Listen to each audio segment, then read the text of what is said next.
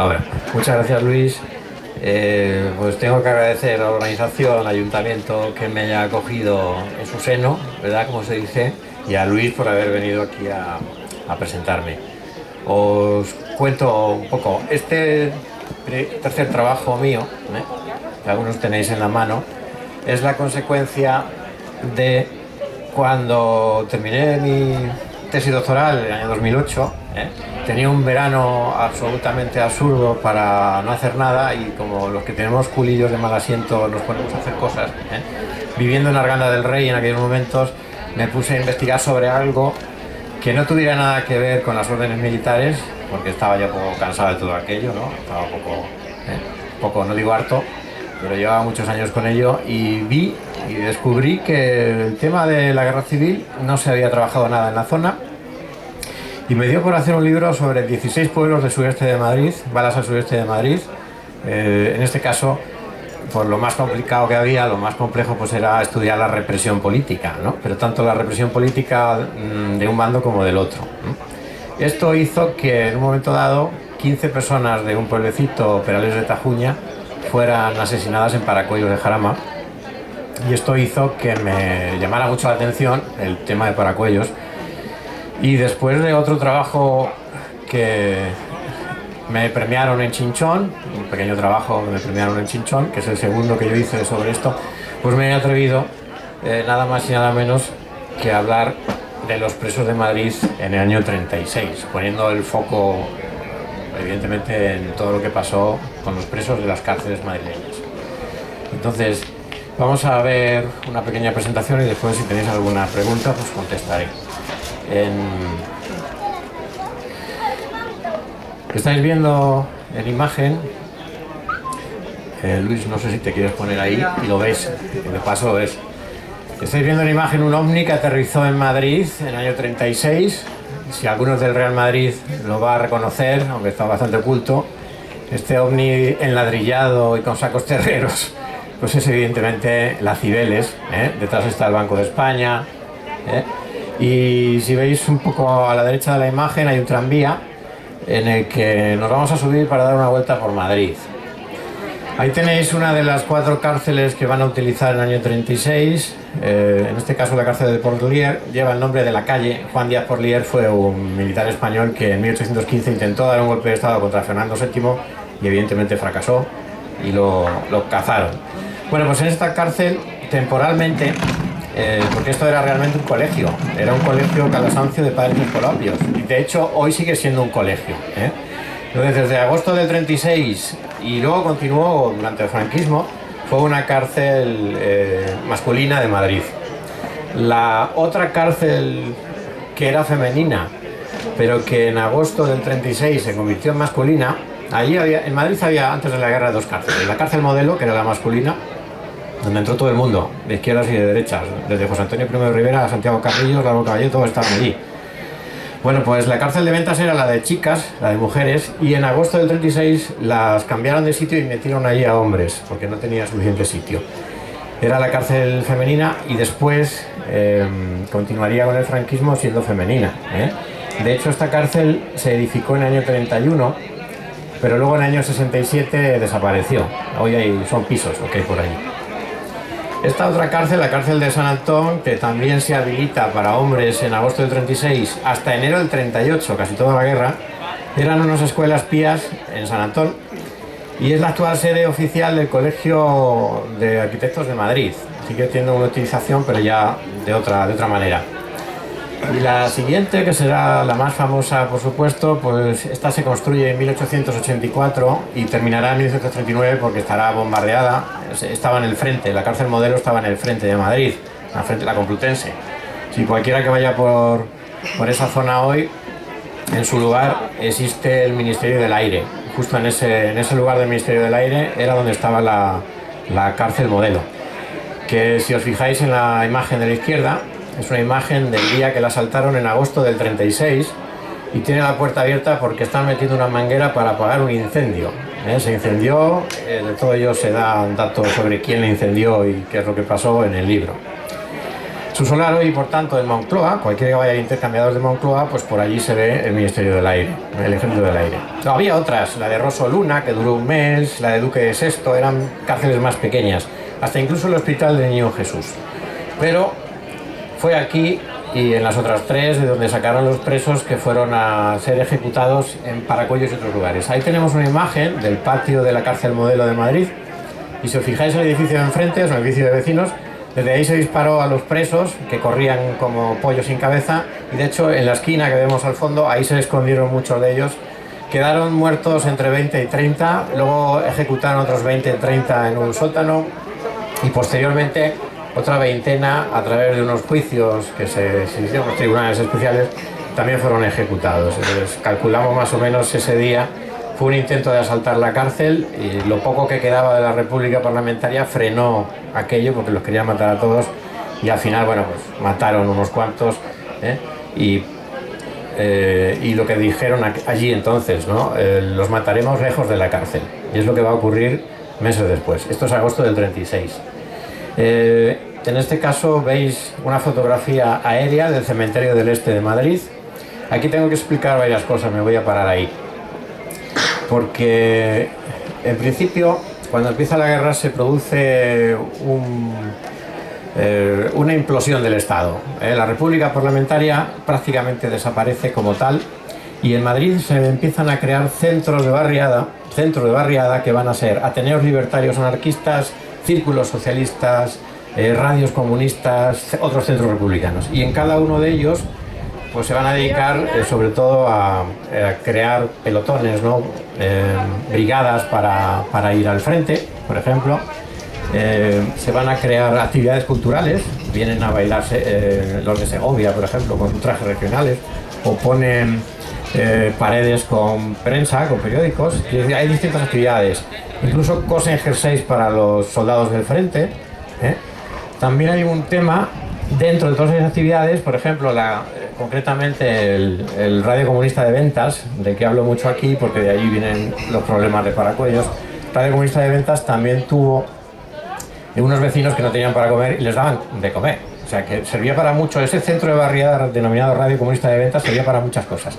Y una de las cosas más complicadas y de lo que el franquismo nos ha dejado, pues evidentemente mucha luz sobre ello, fue los comités de investigación. Y es que ellos mismos se dedicaron a juzgar a los vecinos de derechas. Son las llamadas checas. Esto ocurre al inicio de la guerra. Cuando Casares Quiroga se encuentra este gran problema en el 18 de julio, Casares Quiroga lo que hace es dimitir y da paso a Diego Martínez Barrio, que es otro gobierno, un gobierno de concentración, pero que duró tan solo un día, que fue el 19 de julio del 36. En este gobierno de concentración se pretendía que incluso los golpistas formaran parte del gobierno. De hecho, al general Mola se le ofrecía un ministerio y otro ministerio para alguien de su confianza. El ministerio concretamente de la Gobernación, que sería el Ministerio del Interior. ¿Para qué? Pues para aquello que estaba pasando, que había mucha violencia, que él mismo pudiera sofocarlo. Lo llamaron por teléfono. ¿Qué dijo Mola? El cabezón de Mola. Pues que ya empezaba la guerra y que tiraba para adelante. Bueno, pues ahí fracasado eso, desde el 19 de julio hasta 4 de septiembre, o sea, prácticamente un mes y muy poco, está José Giral, que es el que va a quitar al ejército y va a dar fusiles y armas a la población general. Pero evidentemente daba igual lo que dijese, no le hacía mucho caso. Con lo cual, pronto, el 4 de septiembre del 36, Largo Caballero va a tomar un nuevo gobierno que va a durar hasta mayo del 37, ¿no? Entonces, en ese momento, durante el gobierno de Largo Caballero, después estará Negrín, ya hasta el final de la guerra, desde mayo del 37 hasta el final. En ese momento es cuando se producen las grandes sacas de las que yo hablo en este libro, ¿no? Las sacas de personas de derechas que estaban en la cárcel y que de repente, con ciertas prisas, los subieron en autobuses o camiones y los eliminaron como muestra de la política estalinista que en ese momento influía muchísimo en el gobierno de Largo Caballero. Con Largo Caballero, aunque evidentemente aparece con Giral, pero aparece el Comité Provincial de Investigación Pública. Se ha denominado por la historiografía franquista la Checa de Fomento, para que lo conozcamos. Nosotros seguimos utilizando estos términos para que sepamos de qué hablamos, ¿no? Cuando hablamos de checas, en realidad son comités de investigación dentro de los centros de barriada, pero bueno, le llamamos eso, checas. Esta sería la gran checa provincial, y en donde va a haber cada 8 horas tribunales, turnos de 8 horas, o sea, un sitio donde 24 horas al día estaban juzgando a los vecinos de Madrid en general. Esto fue instituido por Manuel Muñoz, el director director general de Seguridad de Madrid, y va a estar desde agosto del 36 hasta inicios de noviembre del 36, que es cuando empiezan precisamente estos problemas que ocurren en Fuencarral, Torrejón, Paracuellos, etcétera. De lo que vamos a ver ahora, algunas cosas que por cierto no están ni en el libro. Después de estas ejecuciones de ese comité provincial, van a aparecer presos de las cárceles públicas que también los van a matar aquí. Quiere decir, digamos en lo que es el cementerio del Este, la actual de Almudena, murieron personas que procedían de los comités de investigación de los centros de barriada, personas procedentes del Comité Provincial de Investigación, que es la organización que pretendían desde el gobierno de Largo Caballero, querían organizar esos juicios, ¿no? Y luego van a llegar los presos de las cárceles públicas. Después lamentablemente continuará esto con la represión franquista a partir del 39, porque con la toma de Madrid, primero, como dice Casanova, existe una represión en caliente, en donde va a haber muchas muertes, ¿no?, de personas de izquierda fundamentalmente, y luego van a estar los juicios militares. Los juicios militares en donde, increíblemente, a la población civil se las enjuicia de forma militar. Ahí tenéis uno de los sitios en donde sacan presos de las cárceles públicas de Madrid. Hablamos de presos que los sacan porque parece que ya estamos a principios de noviembre, del 36, parece que Franco va a tomar Madrid, y entonces podían haberlos subido en autobuses y haberlos llevado a Alicante, Valencia, pero la idea era otra. Las instrucciones que llegan de Moscú era ejecutarlos y eliminarlos, ¿no? Entonces en este caso veis ahí a la izquierda veis un lugar donde ya con los centros de barriada había un nido de ametralladora, casualmente, ¿no? El historiador tiene que inferir, ¿no? Si enfrente del nido de ametralladora veis el segundo dibujo, ¿no? Hay ahí como 6 o 7 muertos, es que allí se ejecutó a gente antes, procedente de las denominadas checas, y luego tenemos una noticia de que 40 presos de las cárceles de Madrid se los llevaron allí y allí los fusilaron. Ahí está el nido de ametralladora como recuerdo, ¿no? Esto es la ermita que hay dentro ya del cementerio de Aravaca. El cementerio de Aravaca es fundamental para explicar esto. Quiero que os fijéis que hay unos nichos al fondo, porque voy a pasar, justo detrás de los cipreses hay unos nichos, y voy a pasar a este otro, no sé si se ve bien, pero abajo pone nichos. Entonces, tenemos un montón de tumbas comunes, fosas comunes, hay 18 en total, y os voy a explicar, y esto no está en el libro por cierto, que el cementerio de Aravaca, como el franquismo ya llegaba muy cerquita, el 3 de noviembre se fueron de allí. Entonces aquellos abandonó el 3 de noviembre. Pero fijaros que en la fosa número 1, que sería a la derecha, están en blanco. Ahí metieron aproximadamente medio centenar de personas fallecidas de forma natural en Aravaca. Es decir, la gente se moría por la calle de hambre, los metieron ahí. En la número 2 hay más o menos 60 ejecutados en los alrededores de Aravaca. Esto significa, pues, probablemente procedentes de checas. No tenían que ser de Aravaca, sino de los pueblos de alrededor. Los mataban allí. A partir de la número 3, 4, 5, 6... son actividades de agosto del 36, y esto tiene que venir por narices, que además esto lo cuenta el que los enterraba, por eso tengo tanta información. Entonces ahí estos son presos procedentes del Comité Provincial de Investigación Pública, la Checa de Fomento, y entonces ahí en la 3 hay 12, en la 4 hay 15, en la 5 hay 20, en la 6 hay 25, y ya pasamos a las 7, de las 7 a la 11 hay perfectamente identificados 30 cadáveres en cada una de ellas. Y eso sería actividad ya de septiembre a inicios de octubre. De hecho, en total, yo calculo que hay unos 600 muertos allí. unos procedentes de checas, otros del comité provincial, y ahora es cuando vamos a ver las de las cárceles. En la número 12 hay 50, en ella por cierto se cuenta que hay 2 alemanas. En la número 13 hay 60, en la número 14 hay otros 60 y ya es finales de octubre. Y a partir de la 15, en donde tuvieron un problema ahí, porque hubo filtraciones y se llenó nada más que la mitad, pero lo que serían 15, 16 y 17, hay aproximadamente 110 cadáveres que los mataron procedentes de las cárceles. Estos eran presos, como si sacamos de una cárcel pública 110, y los matamos ahí en un descampado. ¿Cuál era el problema? Tenían prisa, estamos ya hablando de principios de noviembre, el día 3 aquí se van, pero antes del 3 pues han perpetuado pues esto, 3 grupos, parece ser que estaban con las manos atadas, y se ve ahí una línea, no sé si se ve el cursor, yo es que aquí no... Bueno, en la esquina izquierda hay una línea ahí, ahí es donde los mataron con los focos de los coches, porque se ve la entrada justo a la derecha, que sería justo en el medio, entraron por ahí los coches, iluminando los mataron mirando hacia la esquina suroeste. Bueno, esto es otro de los lugares que son previos a las ejecuciones aquí, en este pueblo, en Paracuellos. El siguiente que quería reseñar, unos 70 presos también los mataron aquí. Realmente los llevaban al cementerio de Aravaca, pero cuando llegaron allí dijo el enterrador que no, que tenía que ir al 110, que se lo llevase a otro lado. Entonces por eso terminan en este cementerio de Pozuelo, donde, por cierto, al final de la guerra fueron 70, pero al final de la guerra trasladaron 150 cadáveres de allí aquí, a la fosa número 7 del cementerio de Paracuellos, en donde no solamente vinieron de aquí, vinieron de otros sitios, ¿no? El cementerio hacia Madrid. Luego, con esto estoy demostrando que no solamente fue Paracuellos, sino que hay un montón de sitios previos, incluso alguna calle de Madrid, que eso no está muy claro, pero parece ser que los sacaron de alguna cárcel, los mataron en un descampado y luego se los llevaron, parece ser, al cementerio de Aravaca para enterrarlos en camiones de basura. De eso tenemos alguna noticia, pero yo no he constatado exactamente si es una exageración o qué, porque puede ocurrir, ¿no?, que alguna cosa de estas se nos cuele, pero en general está todo demostrado. Y aquí en el cementerio hacia Madrid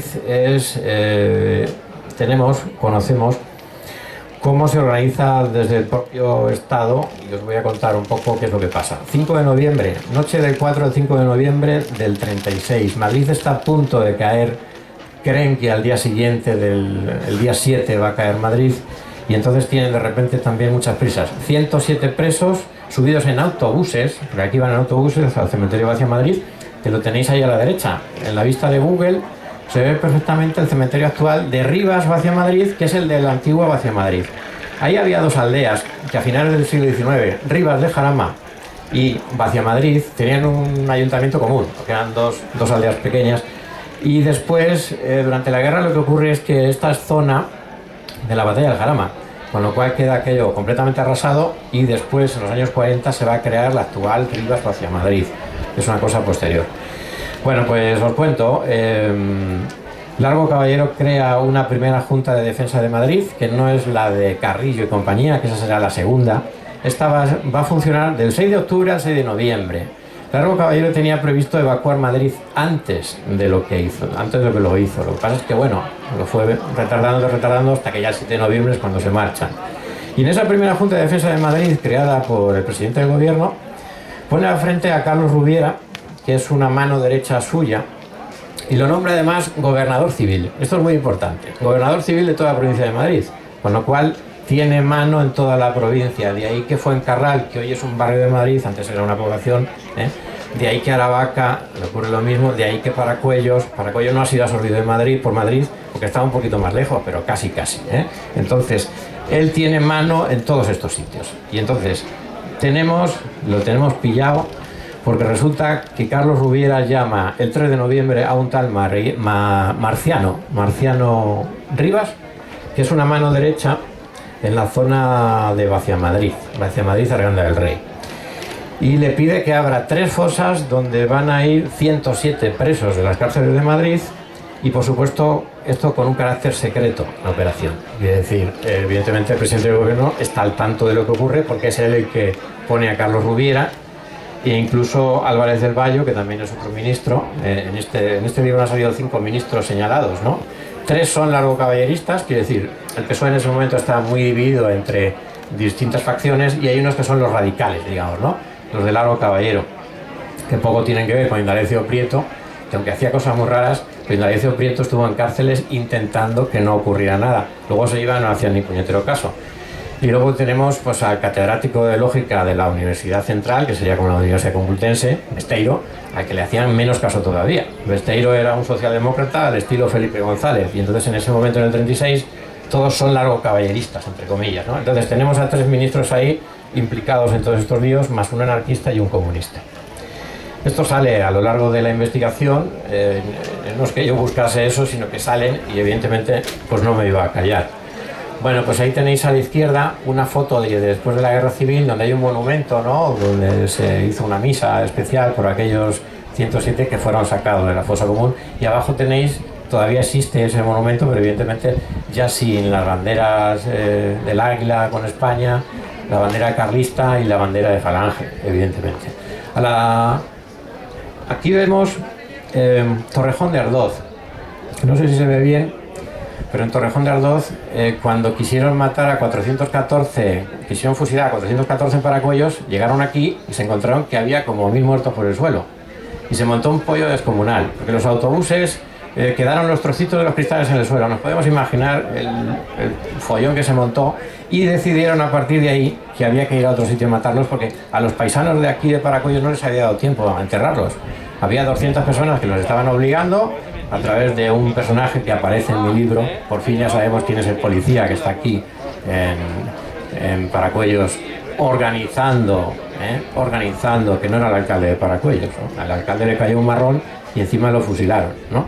Pero viene un policía que había estado antes en Moscú, qué casualidad, porque había formado parte del golpe de Estado del 34, y muchos de los que habían dado el golpe de Estado del 34 fracasado habían terminado en Moscú. Margarita Nelken, por ejemplo, otro personaje.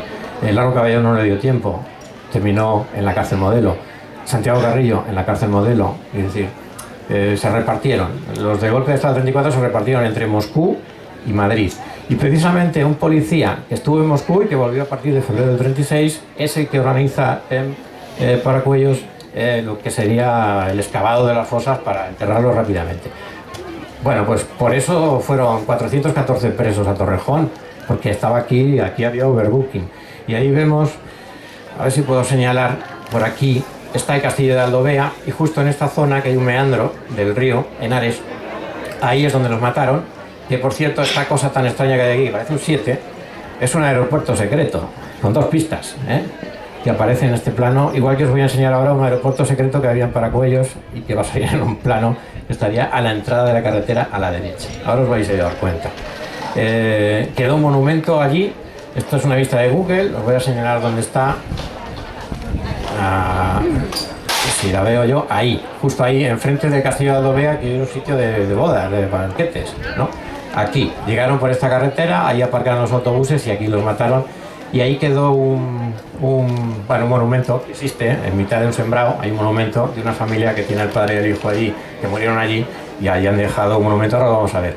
Si os fijáis, los meandros que hace el río Henares, en el año 39 se salió de madre, y se llevaron por delante un montón de cadáveres que fueron río abajo. Entonces la Guardia Civil decidió, de manera secreta, que todos los cadáveres se iban a levantar, como vamos a ver ahora, y se trasladarían a la fosa número 7 de Paracuellos de Jarama. En Paracuellos había 6 fosas, pues la 7ª está llena de esta gente y otros que trajeron, porque aparecían 100 muertos en no sé dónde, de la provincia de Madrid, y los fueron, digamos, reubicando allí, ¿no? Empezaron a decir que era para que descansasen con sus compañeros de armas. La realidad de Torrejón es que los cadáveres se iban río Henares para abajo. Entonces, pues de esa manera, es una cosa muy rara, ¿no? Levantar 400 cadáveres, pero estaban obligados porque podía volver a ocurrir.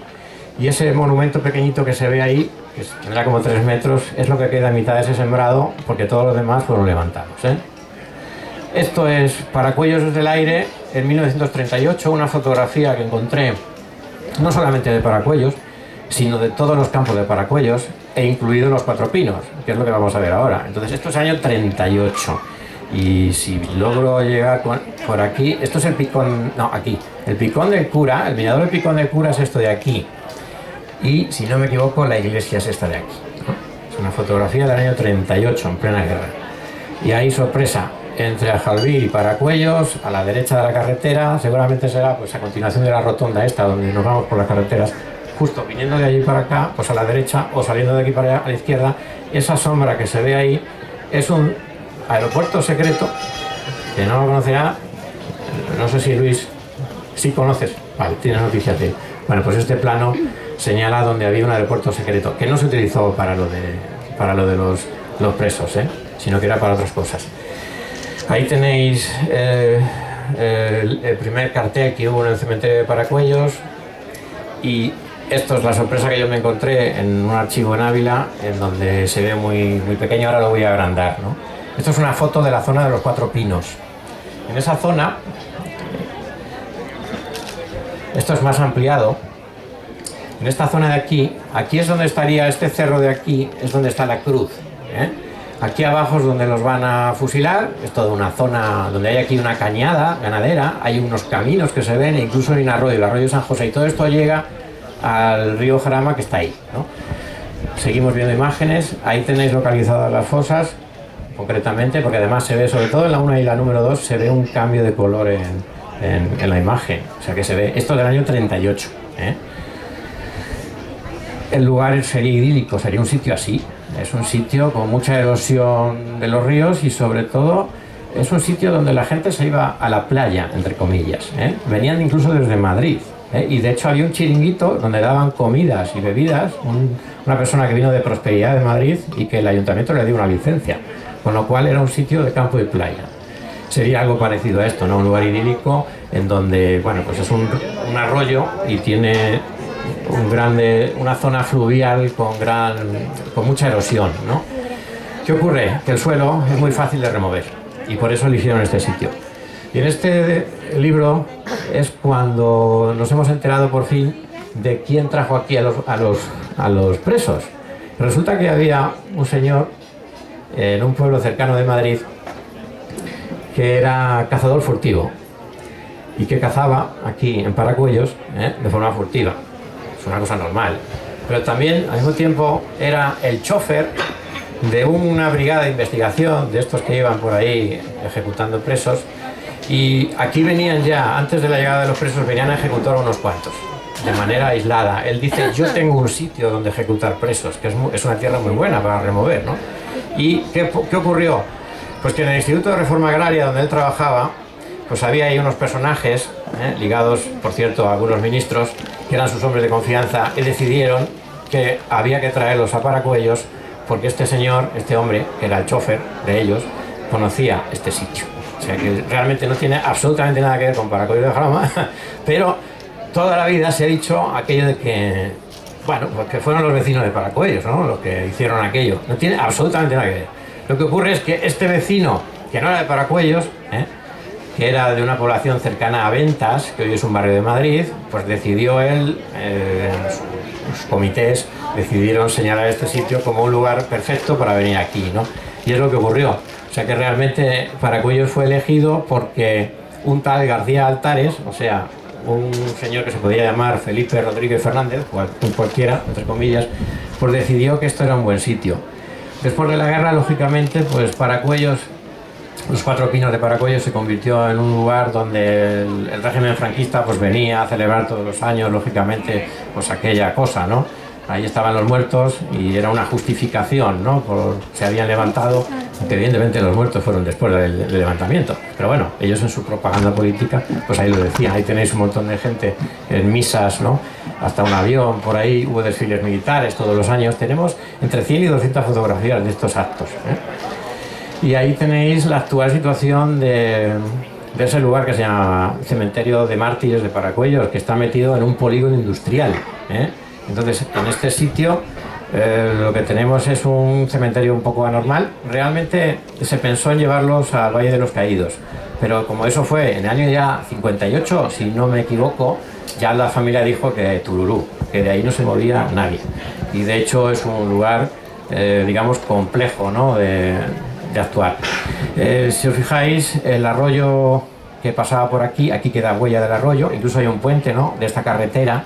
Esta carretera ha sido cortada, ahora se va por aquí y enlaza con la carretera de Aljalbir, y aquí abajo estaría el río Jarama. O sea que realmente estaban muy cerca del río Jarama y en un lugar un tanto pues, paradisíaco, ¿no? Ahí tenéis, seguro que recordáis alguno de los atentados de ETA en los últimos 20 o 30 años. Sabéis que siempre se hacía una operación jaula cuando pasaba en Madrid algo de eso, ¿no? Bueno, pues ahí tenéis lo que preparó el franquismo antes de terminar la guerra, con una doble jaula para que no escapara nadie de Madrid y para ser juzgados de aquella manera con el franquismo. Bueno, pues ahí sale Paracuellos, que estaría aquí, y todos los demás centros que hay alrededor de Madrid. Muchos de los pueblos de alrededor de Madrid en realidad hoy están absorbidos por el propio Madrid a partir de los años 44 por ahí. Entre aquellas fotografías pues aparecen algunas fotografías de paisanos, este que va en un borrico y una buena manta. Al fondo se ve Paracuellos, que como se ve es una población muy humilde, lo único que se ve es la torre. Este se iba pues a estallicar, parece, ¿no?, en enero, a pasar frío. Ahí tenéis otra imagen, si os fijáis en el suelo, con detalle, pues, desde luego que no está asfaltado ni mucho menos, es decir, es una población rural que hasta el fenómeno de Miramadrid realmente pues ha sido una población pequeña, ¿no?, y a partir del 2002 pues ha crecido exponencialmente, ¿no? Pero es una población rural. Ahí tenéis otra imagen de Paracuellos más cercana, donde se ve el único edificio que tenía como 2 plantas, por lo que vemos aquí, era la iglesia, Lo demás eran todo pues casas rurales típicas castellanas, ¿no? Y la última fotografía con la sombra de Stalin ahí en un mitin dentro de Madrid, y fue el estalinismo el que dio instrucciones para que estos presos que estaban en cárceles públicas, recuerdo, yo no he trabajado sobre el fenómeno este de Checas, me parece una cosa que necesita también una gran revisión, pero en este libro se señala claramente que fue esa política estalinista enmarcada en el conflicto entre las dos guerras a nivel internacional. O sea, no se puede explicar estas ejecuciones si no es en la política internacional, con el fenómeno del fascismo que apareció en ese momento y también con el fenómeno del comunismo, ¿no? Pues ahí aparece la sombra de Stalin y qué es lo que está detrás. En mi libro, evidentemente, he tenido que hacer un gran esfuerzo. No he aprendido ruso, aunque algún amigo lo pretende, pero realmente había 4 servicios secretos de los soviéticos en España. 4, no 1, 4. El de Marina daba un poco igual, ya sabéis que en Madrid no había playa. Bueno, había playa, miento. En el año 32 se hizo la playa de Madrid, que era en el Manzanares. Era un lugar también pues como los 4 Pinos, idílico para ir a la playa. Pero realmente los servicios secretos de la Marina en Madrid poco pintarían, ¿no? Pero los otros 3 sí. Entonces tenemos lo que sería los servicios secretos denominados NKVD, que serían unos servicios secretos del Estado. Tenemos la GPU, son unos servicios secretos del Ejército. Sería como el Ministerio del Interior y el Ministerio de Defensa. Pero es que además tenemos otros, que es la OMS, que es la de la Internacional Comunista, que es la más problemática de todas porque también trabajaba con los anteriores. Y aquí pues se explica bastante quiénes fueron los que vinieron. En realidad vinieron muy pocos, digamos, gente que estaba detrás malmetiendo. Fueron pocos, pero ellos tenían una red de espías que eran españoles y además con nombres muy conocidos.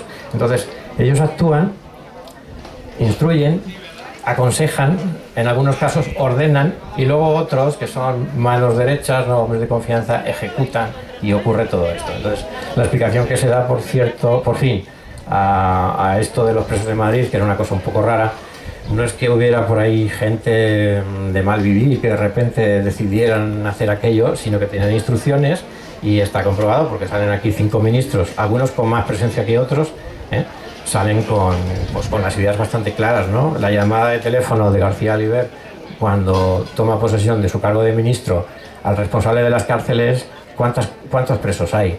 5.500. No, ¿que cuántos hay? 5.500.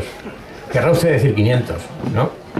Bueno, pues por ahí nos encontramos una trama, no es ni siquiera, no es una operación, es una trama de varias personas, porque pensad que, por ejemplo, cuando están fusilando a gente aquí en Paracuellos, también están fusilando a gente en el cementerio del Este. O sea que no es unidireccional, sino que hay un montón, digamos, de grupos que van organizándose y de alguna manera de forma chapucera también, porque por ejemplo el cambio de las ejecuciones de Paracuellos a Torrejón, de esos 400 que decíamos antes, fue por las prisas. Y lo mismo ocurrió en el cementerio de Aravaca. Iban a fusilar, me parece que eran 70, y le dijo el enterrador que aquí no había sitio, y se terminaron en Pozuelo. Bueno, pues no deja de ser cosas hechas con prisas, de manera secreta, y de esa manera, bueno, pues tenemos un capítulo un tanto negro, un tanto oscuro dentro de nuestra guerra civil, que luego, por supuesto, se complementó con el franquismo, la represión y todo lo que va a venir después. Y si tenéis alguna pregunta, muchas gracias por haber venido.